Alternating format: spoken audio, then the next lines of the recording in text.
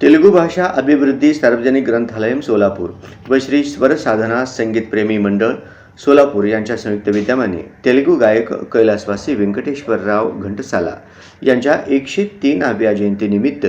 संगीत रजनी कार्यक्रमाचे आयोजन करण्यात आले। प्रथम मान्यवरांच्या हस्ते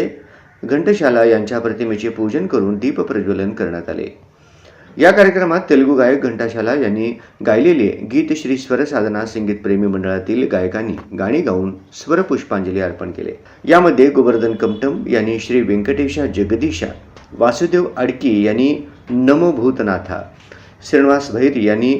घना घन सुंदरा, संगीता इंदापुरे यांनी भागीदा लक्ष्मी बारम्मा, रवींद्र तुम्मनपल्ली यांनी रारा कृष्णय्या, इंजिनियर रवींद्र सामल यांनी ईदी तोली रात्री, प्रकाश कनकी यांनी ना जन्मभूमी,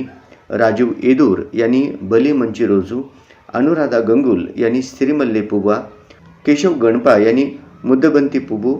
वेणुगोपाल उत्तूर यांनी माटे राणी चिन्नदानी, बालाजी द्यावरकोंडा यांनी शंकरा नादमू नी रागमा,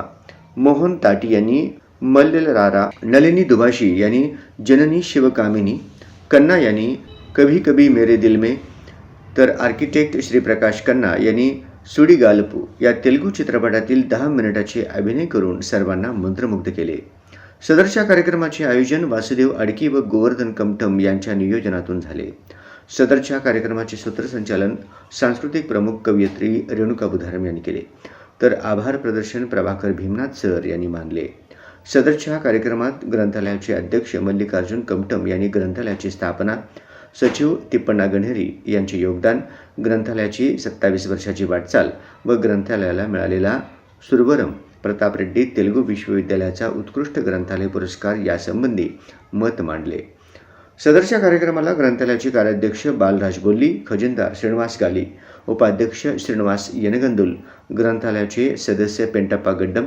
संजीव नागरगी, राजलक्ष्मी गाडपल्ली, प्रसिद्धी प्रमुख कवी नरेंद्र गुंडेली, ग्रंथपाल विजयलक्ष्मी गुडूर, ॲडव्होकेट श्रीनिवास कॅतम, सचिन तिप्पण्णा गणेरी, मीना गायकवाड, कन्ना, पुरुषोत्तम बुधारम, किसन आडम, मधुकर गुडूर तसेच परिसरातील नागरिक बहुसंख्येने उपस्थित होते।